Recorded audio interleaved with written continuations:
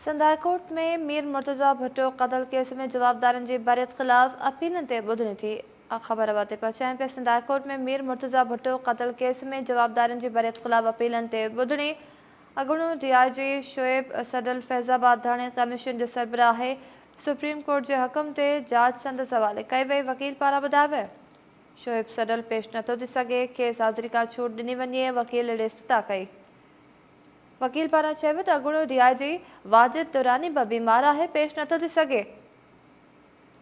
अदालत शोएब सडल ऐं वाजिद दुरानी जे हिकिड़ीअ जी हाज़िरी खां छूट जी दरख़्वास्त मंज़ूर करे वरिती। मीर मुर्तज़ा भुट्टो केस जूं अपीलूं ड्रिगे अरसे खां इल्तिवा जो शिकार आहिनि। जस्टिस नेमतुल्लाह फुलपोटो रिमाक्सन जो चयो आहे। टेलीफोन लाइन ते मौजूद आहे कराची मां हबीब जमाली। जी हबीब जमाली, कहिड़ा अपडेट्स आहिनि? जी बिल्कुल। अॻूणे वज़ीर आज़म बेनज़ीर भुट्टो जे भाउ मीर मुर्तज़ा भुट्टो क़त्ल केस जे जवाबदारनि जी बरियत जो ही मामलो आहे।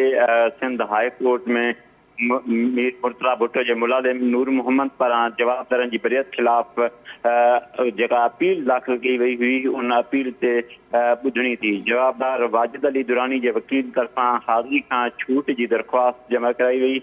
जवाबदार शोएब सडल जे वकील हाज़िरी खां छूट वारी दरख़्वास्त जमा कराई। जवाबदार राय ताहिर, गुलाम मुस्तफ़ा, राजा हमीद अहमद ऐं ॿिया अदालत में हिन ॿुधणी दौरान पेश थिया। दरख़्वास्त दाख़िल न थियण ते गैर हाज़िर जवाबदारनि खे शोकाज़ नोटिस जारी करण जूं हिदायतूं कयूं आहिनि। अदालत ॿुधणी दौरान सरकारी प्रोसिक्यूटर चयो त केस में केतिरा ई जवाबदार जेकी नामज़द हुआ उहे फौत थी चुका आहिनि।